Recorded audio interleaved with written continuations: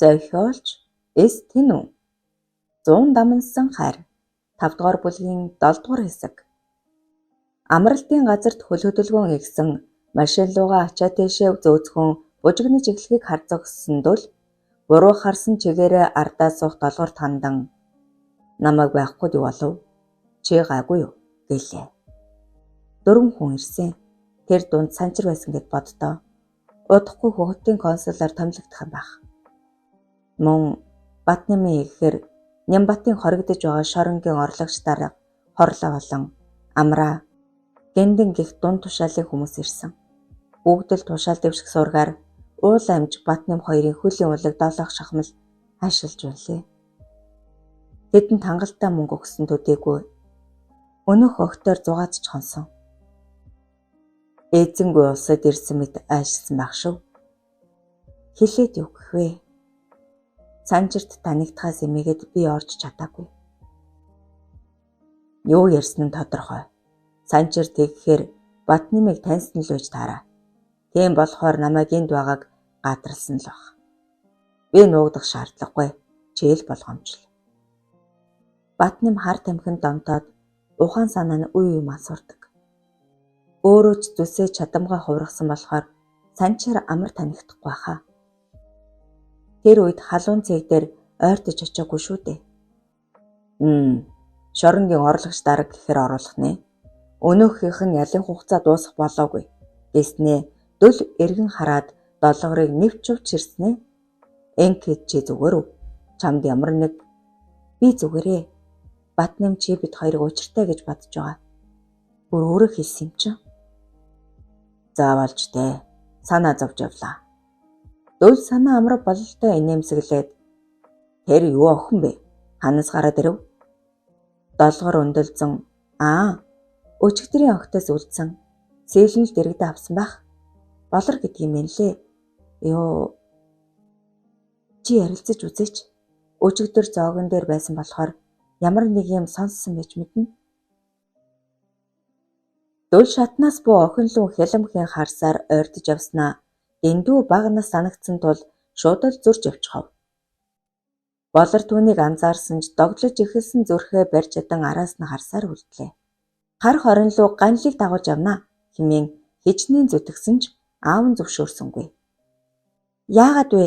Та намайг хамгаалуулахаар тохирсон биз дээ. Тэгэлдээ гэж зөндөөн гуйлаа. Сонсоож охин минь, ганлий чинь миний мэдлийн хүн биш. Тэгээд ч энэ Монгол тайван газар чамайг хэн ч айлгахгүй. Үнэхээр явмаар байвал жангаахыгаа дагуулад явчих. Би нэмээд хүн гаргаад өгч болно. Гэд уулаа халгаасангүй. Сэлэн эцсийн аргаа хэрэглэхээр шийдэн шуг мэгшин уйлж эхлэн би ганлийд хайртай. Та өөрөө л халах монгол залуутай гэрэл гэж ятгадаг үсттэй. Ганлийч надад муугүй. Танаас эмээгээд ойртдоггүй ах. Уулаа уртаар санаалдаад за тэгвэл би нэг арга бодъё. Батнамтай уулзчаад ирээ дээ гэд гарч одов. Сэлэнч догдлосоор хүлээд суухдаа энэ хүсэлт нь ямар их үн цэнээр олдож болохыг үнэндээ тавралсангүй. Уулаа амж төдөлгүй орж ирээд за явдаа. Маргааш оройдоо амжиж ирнэз. Би ганлий тэлчихсэн. Явж үз. Гिचгээд ахаад л уртаар санаа алдан лагидэл суужээ. Энэ бүхнийг огтхон ч анзаараагүй Сэлэн аавыгаа тэврэн үнсчгээд гарч холгүйхийн явсан ганлий дээр гүн хүрчээ. Тэд тунгуудалгүй алсын замд гарan замдаа огтхон зогсохгүй баруун зүг рүү довтлон явсаар элсэн тасаргаад хүрэн хэсэг саатав. Замын турш элдвийг шалгаан амхуурайгүй явсан Сэлэн байгалийн өвөрмөгц тогтцыг багтан дуалдаад үнэхээр гоё газар юм аа. Гайхалтай гэснээ сул элсэн дээр өсрөн харайж хүүхэд баахан тоглож байснаа. Ганлий чи хэлгүй мүү? Юм ярил та хэмээн хөгжилтэй хашгижж байв. Цаг орой болсныг анзаарсан дөл эртхэн хөдөлё.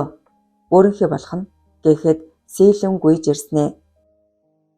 Хар хорин эндээс холгүй эцтэй. Эндээ хончихъя. Майхнаа босгочих. Би хоол хий. Чи өсөхгүй байна гэж үү?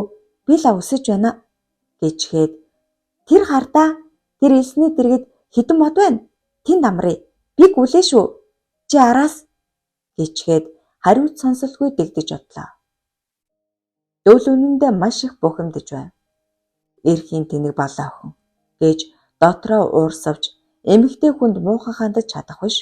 Аясыг нь даган майхан босгож гадна нь тулга зоон галаас алаа. Нээрэл өсчөж. Сэлэн хоол хийхдээ тун дадамг юм. Ээлдэв ногоо хольж хутхан хамар сэтлэм үнэр хан татуулсаар төдөдөлгүй оройн зог бэлдэж орхив. Шил дарс ханаас ч юм гаргаж ирэн хундаг тулгацгаав.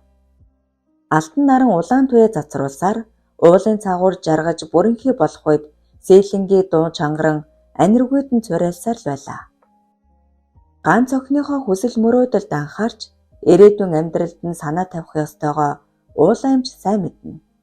Монгол орныг тэгтлээх үзэн яддаг атал яагаад охин сэлэнгээ халах залуутай гэрлэхийг хүсдгийг хинч үл мэднэ.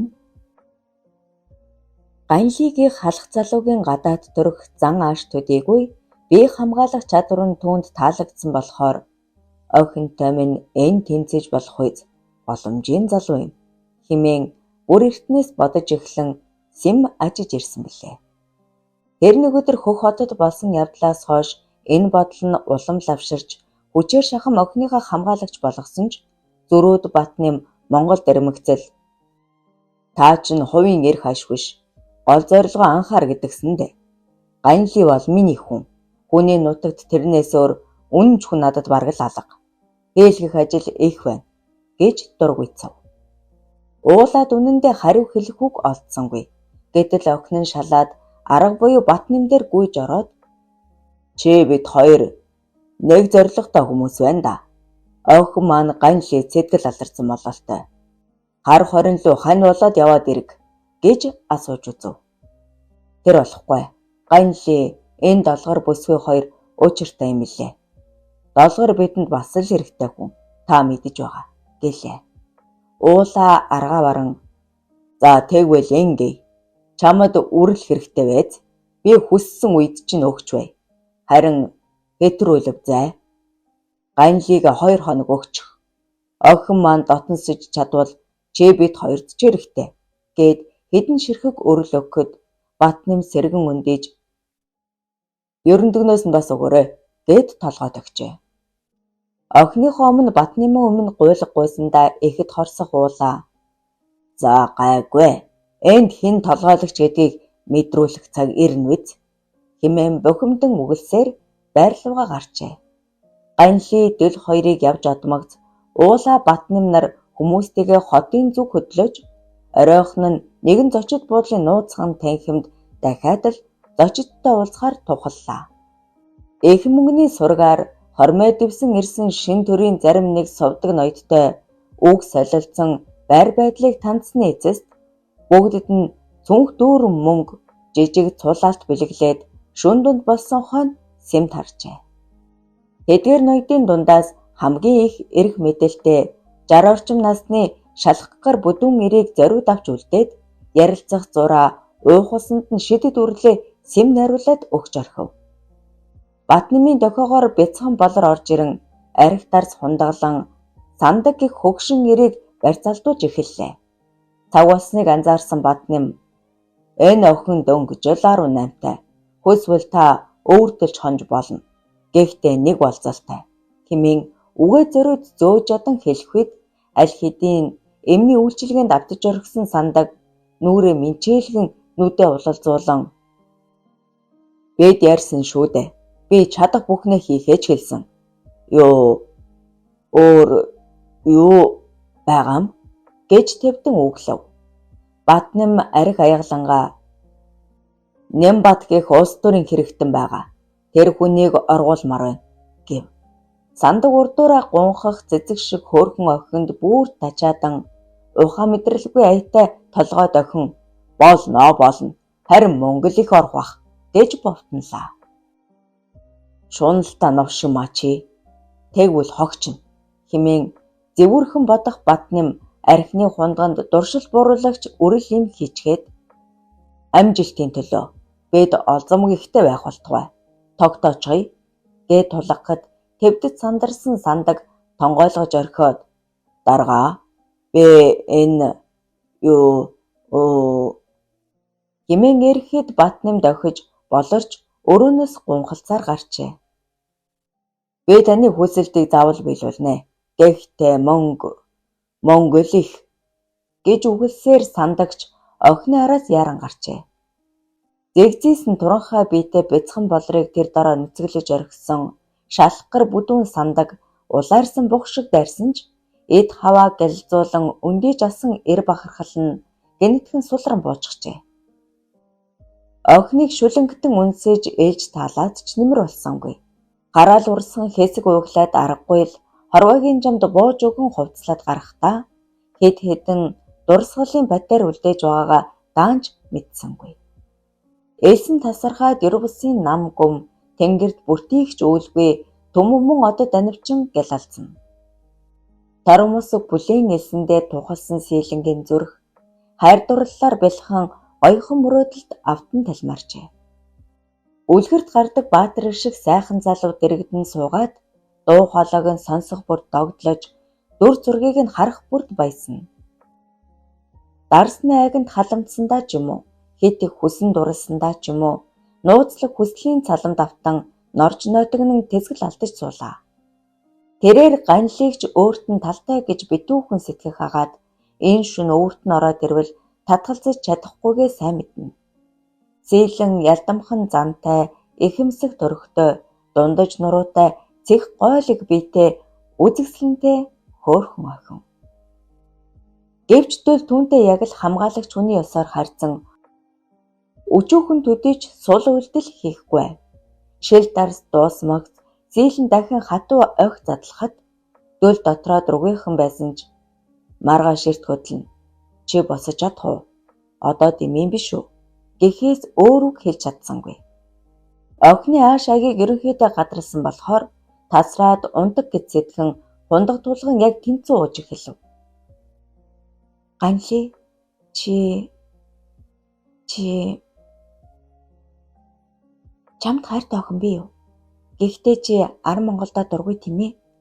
Тэгэхээр огттон ч гэсэн дургүй гэсэн үг үстэй. Зөв үү? Гэгсэлэн согтж буй элт мэдэгдэн гадуур хүрмээ тайлж орхиод биеийнхээ галбирыг элт мэдрүүлэх нэмгэн торгон цамцтай үлдчихв. Майхны үүдэнд өлгсөн дэнгийн гэрэл давхин үнэхээр үзэсгэлэнтэй харагдах хагаад дөлийн сэрэл хүсэлж асан дүрлзээд ирлээ.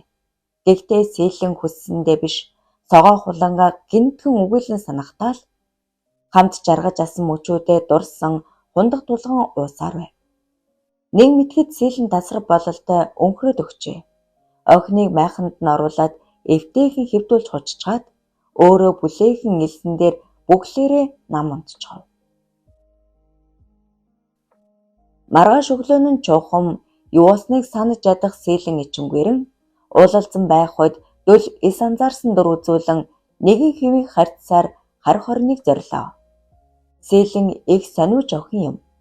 Монгол орны талаар ам хурайгүй шалгаа хагаад өөрөө ч мэдсэн сонссноо харамгүй хуваалцгааж.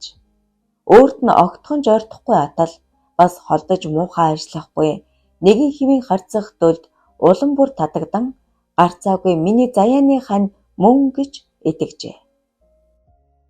Ааваас нь нэмээгээд ирчүүд тэр бүр халдаж ойртож чаддаггүй болохоор дөлийгч адилхан болгоомжлоод байна гэж сэтгэн. Ганли чи бидэнтэй хамт цуг боцсон үстэй. Хятадын өмнө зүгт далайн эрг орчмоор хичнээн үзэгсэлэнтэй байгальтай гэж санана. Чи лав гайхшрандаа хэмээн гинэн цайлганаар өгүүлэн дөлд улмал найр тавьсаар байлаа.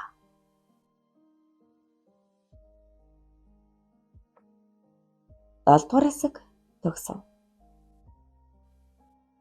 100 дамнсан хайр 5 дугаар бүлгийн 8 дугаар хэсэг. Төрсөн нутагтаа ирсэн даруйдаал багын найз Сүндбэхийг эрд сурсаар сумаас задуухан зусаж байхад очиж бүгд л нус нулимс болон уулзалдаж нэг хэсгэл хөлхөөр болов. Уйхан сэтгэлдээ Сүндэв сэтгэлээ барьж ядан гэлтгнуулан эхнэр хүүхдтэй алив цайжаан миний хүү морд дожидтой шин шүл уулганаа хэмээн адгана. Гал хүү жалгаагүй их догдлонгуй Нутагт маань зуншлах сайхан байгаа юм байна. Энхи чичин хэдүүдээ мал балалдаг болчихов. Хэзээ язааны хончин аятай гэж өгөөтгöd сүндэв мушилзан хангаар өрөвснэ. Миний юм гэж юу ах вүлээ дээ. Энэ ч хангаатай хоёрын хөрөнгө шүү дээ гэд нуг инээлээ. Галхуу гайхан "Юу? Яасан гинэ? Надад юуных нь мал хөө байх вүлээ дээ. Байтлаа тоглоом хийх нү дээ." Хангаа ярианд оролцсон. "Галхуу хаа. Өнгөрсөн жил нэгдлийн мал хувьчлагдаад танд 100 бог, 5-6 өхөр, 3 адуу ногдсон. Наадтай ч бас энэ сүндэв агч авсан. Тэрвээр би бараа зарж явж таарад тэгээд ингээд шийдчихсэн" гэв. Сүндэв шил арх задлан тойруулах зураа "Малыг нь малалж өгсөн биш, сүүлдээ загнуулах нь. Одоо энэ хэдээ зар нуу, үр нүү өөрөө мэд" гिचгээд хүд инээд сув. Сүндвийн эхнэр Сарнаа хоёрч ялгаагүй хушуугаа нийлүүлчихсэн ярилцах зураа хоньны гэз цэвэрлэн тогоонд үйж харагдана. "Манай энд чинь гурил ховордоод хит зүхэн л байна.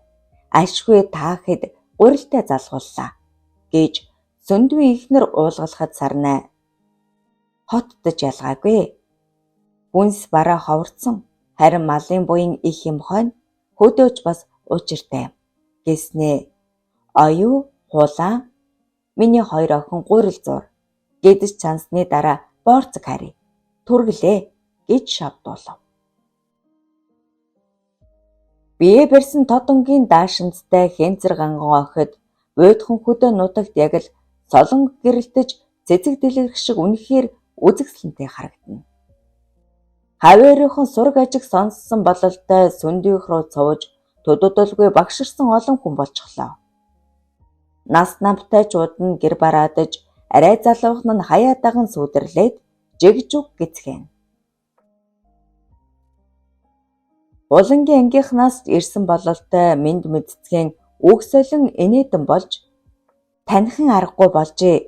Хүүе, хулан мөн үү? Та хоёр чинь гинт хаанаас гараад ирвэ?" гэлцэн шуугилдана. Оройхон хүл өмийн улам нэмэгдэж морин дил дээр хийсэх агсан залуусч эргэлдэж эхэлжээ. Хангааг хөдөө явснаас хойш 3 хоногийн дараа золбоотой холбогдож ганцоргийн гэрийг залгаж авсан сувдаа тэднийх нэг зорин олж очмогц орцных нь үүдэнд хэсэг тэнгэлдэн зогсов. Бараг 4 жил хараагүй хүүгээ санах сэтгэл нь дийлж уртаар амьсгаа аваад хаалхыг нь зөөлхөн тогшлоо. Золоо хэлсэн байх учиртай. Хөнгөн хөлний чимээ дуулцсаар түгжээ торххийн хаалга нээлтгүйд өндөр гойлог биетэй гунигтай харцтай хөөрхөн охин зогсож байв. "Ганц зоргийнх гэдэг аль мөн үү?" Сормосоо дэрвээлгэн нүдээ цавчлах охин "Мөн. Та ороор. Ээжээ хүн ирлээ" хэмээн цааш иргсэн охин цангинууллаа. Хэдэн хормын дараа ожгирлыг тас дэвэрчихсэн асгардал уйл суусан сувдаа арайжуу бие барин "Хүн минь, үр минь. Ээжигээ уучлаарай. Заавал ингээ хувь тавилантай байсан юм аа. Золоор миний үр сайн хүмүүст авчирч." Сувдаа үндийн босоод адилхан асгаруулж зогсох гэрлээ царайгаа бараалгах ганц зоригт хандан "Та бүхэнд маш их баярлалаа. Хүү маань эрүү саруу сайхан боожиж том ир болж" гэж талгаснаа илэрхийлв. Сувдаа хүүдээ авчирсан бэлгээ өгөх зураа өөрөөс нь огтхонч гэрвшихгүй цоо ширтэх тас хар нүдийг нь анзааран "Тэр чигээрээ дүүлийг дуурайчгаж нуу харахгүй юм" хэмээн шимшрэн бододсов. Ганцор гэрлээ хоёр нааш чааш бүндөгнөн цай хоол бэлдэх зураа ойр зураг юм сэрэлцэн ямартайж нүүр хагараад авлаа. Гэрлээ инээд алдан "Очка маань ээжигээ хараад огтхонч гэрвшихгүй байна шүү. Их үрийн илэг нэг гэж үнэн үг юм. Та дуртай үедээ ирж байгаарай. Ер нь л нэг нэгнээ мэдэж авсан нь дээргүй юу гэхэд ганц зэрэг эхнэрийнхээ үгэнд дөрөөлөн "Хүүгийн маань эцэг нь ямар хүн хаана байдгийн бол та хэлэхдээ хүзүүний зүйлд эрэхгүй зочирдсан совдаа тулгамдан хэсэг дуугүй сууснаа. Аав нь их сайн хүн бий. Хямрлаг, залбоолог, шударга, үнэнч гээд эр хүнд байх ёстой бүх чанар бүрдсэн сайхан хүн байгаа. Одоохондоо хэлэх боломж алгадаа. Хожимл. Совдаагийн хоолой зангирахыг анзаарсан гэрлээ нөхөрлүүгээ нүд буландан хялам хийснэ. Та заавал хэлэх албагүй дээ. Бидэнд ийм сайхан хүүгөө өгч амьдралд маань гэрэл гэгээ нэмсэн таны ачийг үргэлж санаж явна гэлээ. Өвөр дээр нь шулганан суух хүүгээ үнэрлэн тайлгарсан совдаа үзүүний зүйлтийг нь тайлж аваад намуухан дуугаар "Энэ зүйл дууг нь хос юм л та. Би хөдөөгийн нэгэн суманд эмчээр ажиллаж байхдаа" хэмээн намуухан дуугаар болж өнгөрсөн бүхнийг хөөрн ярьж дуусаад шүүрс алдан "Тэгээд л би хүүгээ үрчлүүлэхээр шийдсэн юм. Газар ус хөндөж догшруулсан тэр гадаад эмэгтэй амьдралд минь ийм их уршиг тарина гэж үнэндээ санаагүй л дээ. Гэхдээ одоо бүх зүйл зүгээр болсон.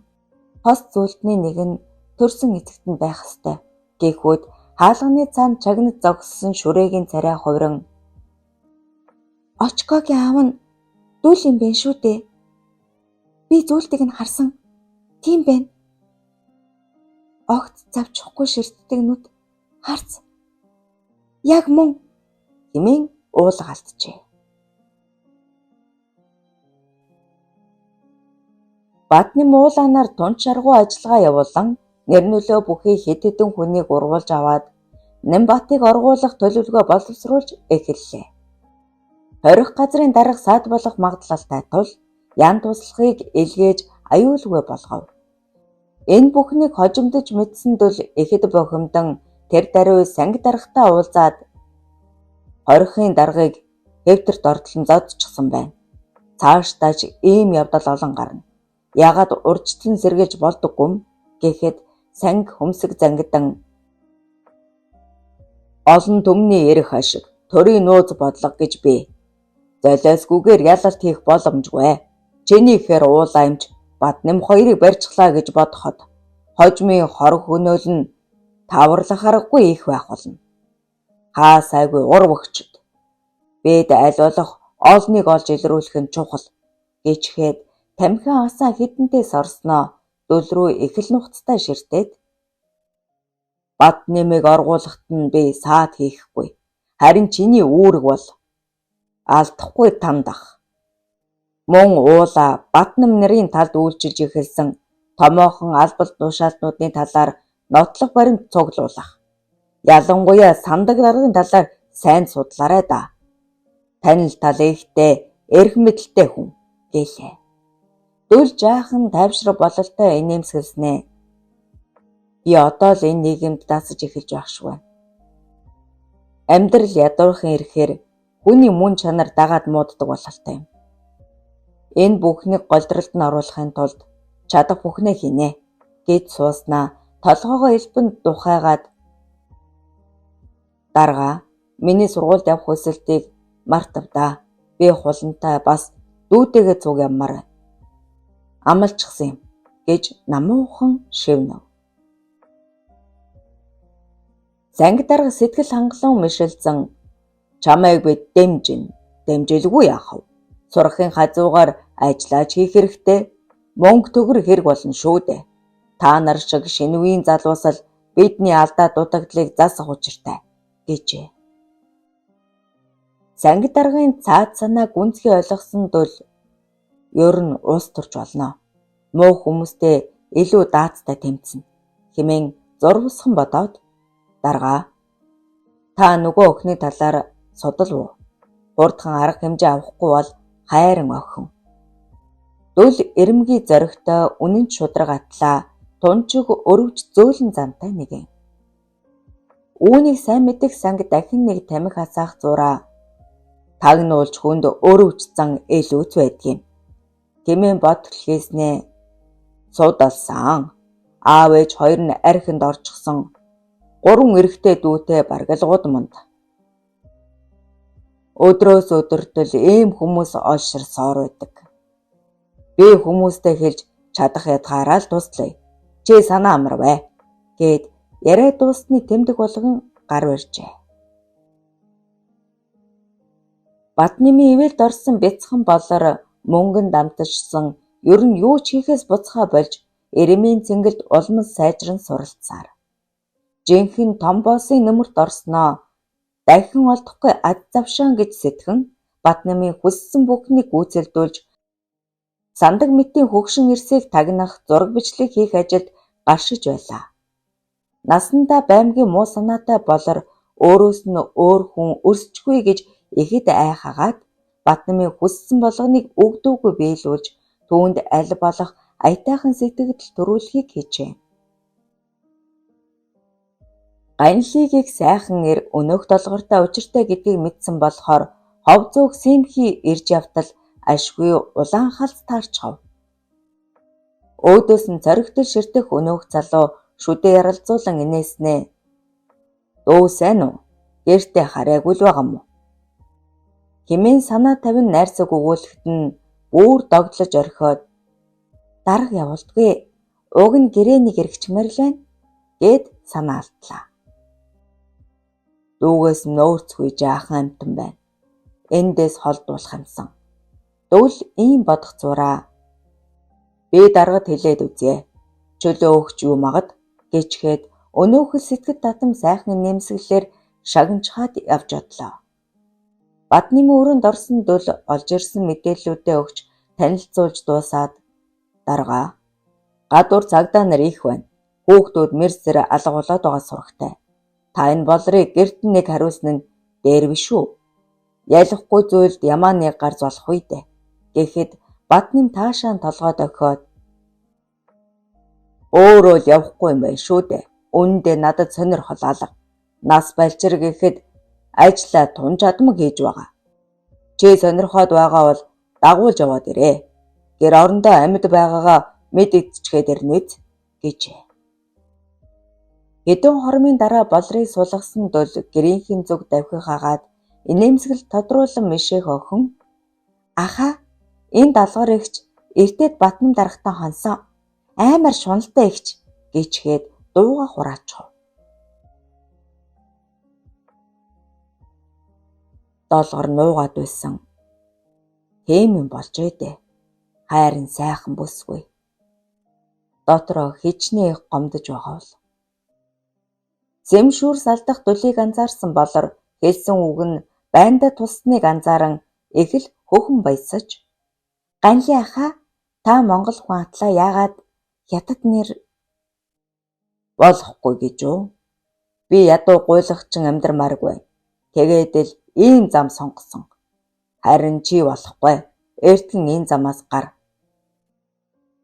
Болор нухцхийн надад санаа тавиад яана?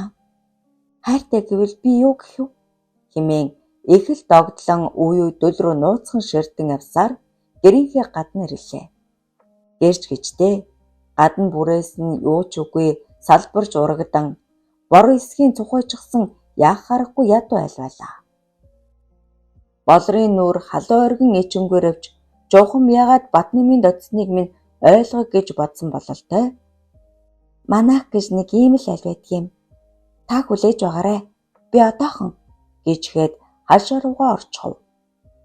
Гэрээс согтун хүмүүсийн орилож гайхчих сонсогдох хагаад болор ороод удсангүй эргэж гарч ирээд нулимсаа барьж ядан дүү нар минь гэртээ ирэлгүй 3-4 хонж байна гинэ.